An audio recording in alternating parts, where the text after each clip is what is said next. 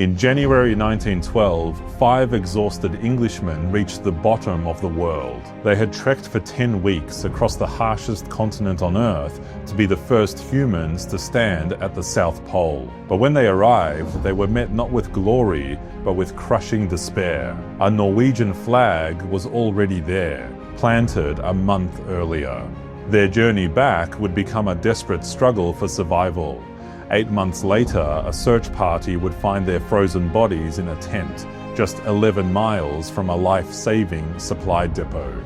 This is the story of the race to the South Pole, a tale of 2 men, 2 vastly different approaches, and a brutal lesson in how the Antarctic rewards meticulous planning and punishes even the most heroic of failures.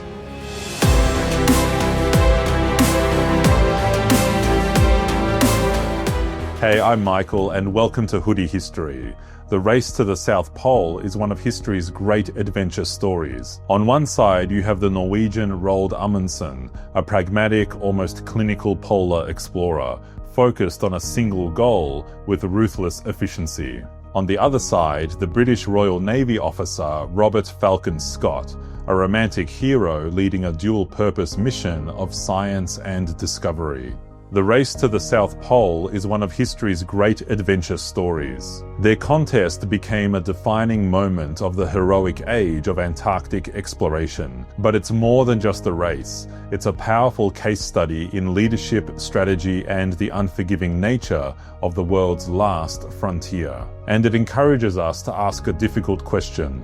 Who does history remember more? The one who wins, or the one who tells the better story? From the very beginning, the expeditions of Amundsen and Scott were a study in contrasts. Roald Amundsen was a polar veteran. He had learned from the Inuit people of the Arctic, embracing their methods of travel and survival. His plan was brutally simple and effective. He would use what he knew worked: skis and dog sleds. He brought over 100 Greenlandic sled dogs, not just for transport, but as a self-propelled food source. As the sleds got lighter from consuming supplies, weaker dogs would be culled to feed the stronger ones and the men. It sounds grim, but in the calculus of polar survival, it was ruthlessly logical. Robert Falcon Scott, on the other hand, placed his faith in a mix of new and traditional methods.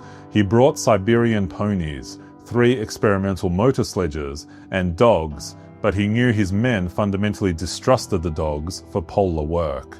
Their ultimate plan was to man-haul, to pull their own heavy sledges for hundreds of miles. Scott also burdened his mission with a secondary scientific objective: collecting geological samples. It was a noble goal, but one that would add critical weight and cost precious time. Even their equipment was different. Amundsen's team wore lightweight furs modeled on Inuit clothing. Scott's team wore heavy woolen gear that would become waterlogged with sweat and then freeze solid. Both teams set off from the edge of the Ross Ice Shelf in late October 1911, at the start of the brief Antarctic summer.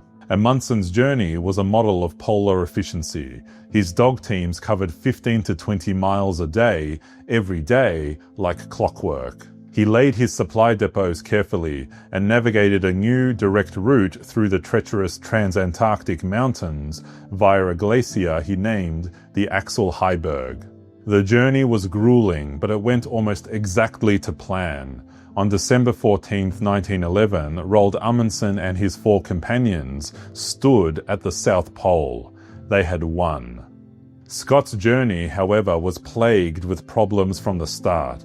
The motor sledges failed within days. The ponies, unsuited for the extreme cold, struggled and had to be shot far earlier than planned, leaving the men to begin the exhausting task of man-hauling much sooner. They were slower, burning more calories and taking longer than anticipated.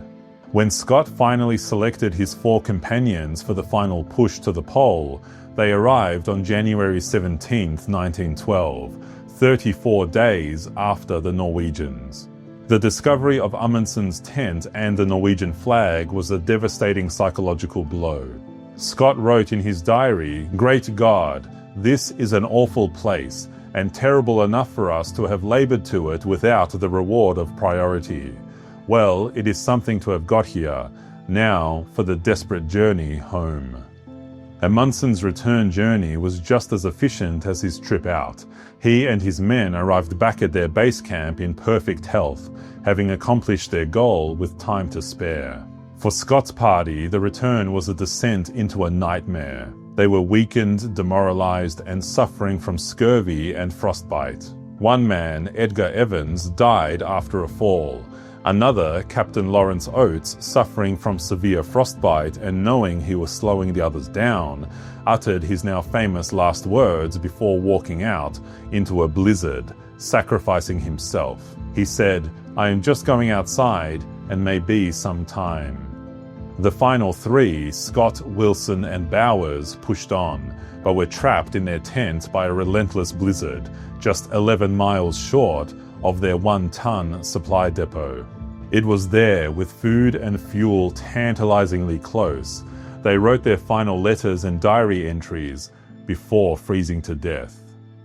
Scott's last diary entry read, "It seems a pity, but I do not think I can write more. For God's sake, look after our people." It wasn't until 8 months later, on November 12, 1912, that their story would be known. A search party from their own expedition, led by the surgeon Atkinson, finally located the small tent buried in the snow. Inside, they found the frozen bodies of the three men, along with their scientific samples and, most importantly, their diaries and letters. The search party collapsed the tent over the men, burying a large snow cairn to mark their final resting place, leaving them buried in the continent they had died exploring. When the news reached the world, the reaction was not what you might expect. Amundsen's victory was acknowledged, of course, but it was Scott's tragic failure that captured the public's imagination.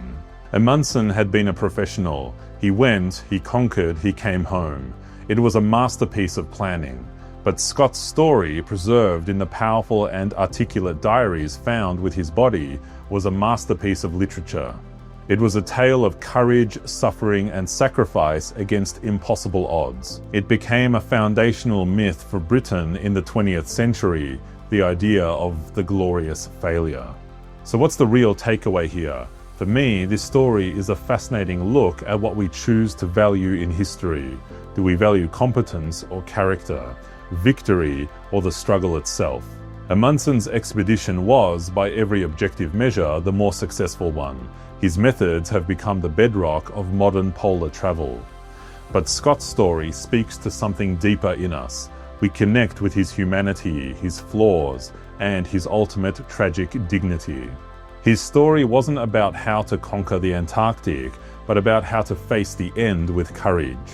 Amundsen gave us a lesson. Scott gave us a legend. And often it's the legends that we remember the most.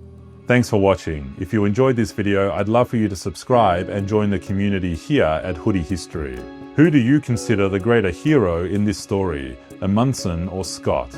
I'm curious to hear your perspective in the comments. And your thumbs up on the video also really helps more history enthusiasts find this channel. You can also find shorter stories on my other channel, Hoodie History Shorts.